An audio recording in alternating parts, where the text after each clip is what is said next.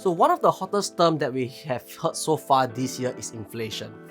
And in Singapore, our inflation rate is like 4%, which is pretty high and is kind of scary as well. But over in the US, inflation rates are hovering around 7.9% for the month of February. But what is more concerning is not inflation itself, but stagflation.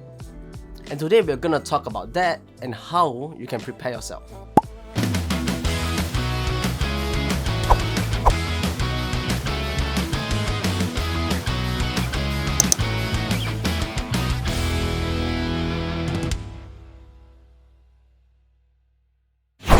Hi, my name is Jordan and welcome to the channel. So in the past couple of months, we see inflation getting higher and higher, which is a big cause for concern because things were getting more and more expensive, or the money that we have in our hands had lesser and lesser buying power. But the term stagflation has been coming up ever so frequently that it's becoming a cause for concern because many media outlets are posting about it as well. But let's talk about what is stagflation, how it affects us, and what we can do about it. So we all know inflation means that we have lesser buying power with the same amount of money that we have. So stagflation on the other hand refers to a slow economic growth with high unemployment rate, which can lead to the economy stagnating and hence the term stagflation. The last time stagflation occurred was during 1973 to 1982. So during this period, the US went through 5 quarters of negative GDP, which is usually a sign of stagflation. And in 1973, inflation doubled. And in 1974, inflation hit double digits. And by 1975, unemployment was at a high of 9% in the US. So this can be very concerning because we are seeing the signs of stagflation coming up after the pandemic. And this led to an index called the Misery Index, which is pretty interesting. Misery, misery, misery, that's what you've chosen. The Misery Index was developed by Arthur Okun, and this index has 2 components, which is inflation and unemployment. Inflation, as we know, is the rate at which money loses its buying power due to a rise in consumer prices. And unemployment is the number of able-bodied individuals looking for work divided by the total workforce. And this sum of the inflation rate plus the unemployment rate will give us a combined score, of which if the combined score is higher, the worse off the economic situation. So back to stagflation and how it affects us. So there are many theories on how stagflation can happen, which includes a sudden increase in oil prices that we are seeing right now in the current moment due to the Russia and Ukraine conflict. And the prices of oil have doubled from $61 in April 2021 to almost $100 in April 2022. And when oil prices increases, this led to other goods to continue to rise in prices and also lead to a rise in unemployment because things like transportation costs, production of products, and selling of things become more and more expensive, which lead to people getting laid off to save costs. And with those signs out there, we can kind of put one and one together and sort of see that we might enter a stagflation phase, and this is how it can affect us. When stagflation sets in, the citizens of the country will be affected by high rates of inflation and unemployment. With high unemployment and even rising unemployment, many will find themselves getting laid off or unable to find a job without accepting a pay cut. And when unemployment is high, it will contribute to the slowdown of the country's economy, which causes the country's GDP to float a little over zero or maybe even below zero. The growth rate's almost down to 0. Looking at Singapore's unemployment rate, we are still sitting at roughly 3.7%, and it's continuing to decline, which is a good thing because this means that our citizens are all getting employed or they all have jobs.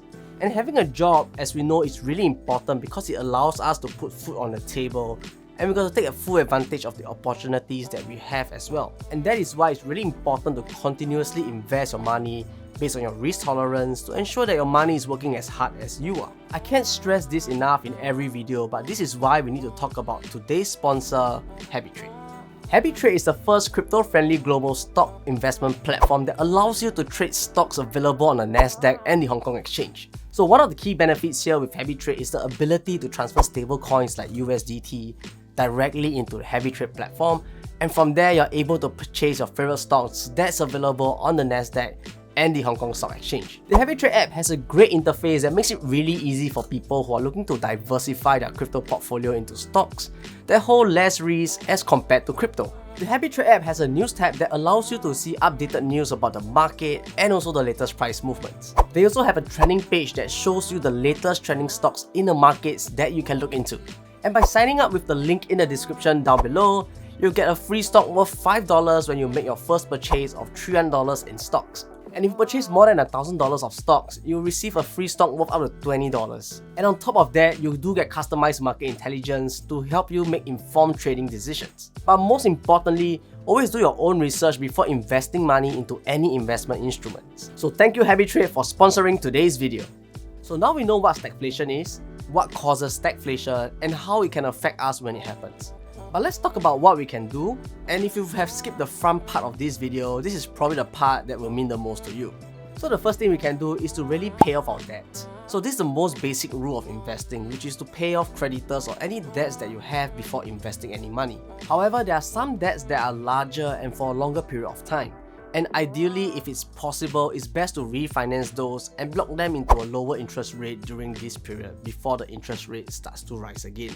So some of us might be getting houses or we own our own homes, and ideally if we can secure a low interest rate for the next couple of years, it will be something that can really help us out if stagflation happens. The next thing we can do is to reevaluate our stock holdings. So we all know that staying invested in the stock market is essential to grow our wealth, but also the best chance that we have to beat inflation. And ensuring that your portfolio is a good mix between sectors, industries, dividend paying, and ETFs will be something you might want to look at because such a portfolio can work well during a stagflation situation. And the benefit of this is that you still get dividends paid out to you on a regular basis while waiting for capital gains. Lastly is to ensure that we got enough cash to tide over these tough times. And as we all know, the future is hard to predict, but ensuring that we got enough cash sitting on the sidelines for things like emergencies will enable us to navigate through this. So thank you guys so much for watching. If you found value in this video, I'll really appreciate if you could drop a like, subscribe to the channel if you haven't, and I'll see you in the next one.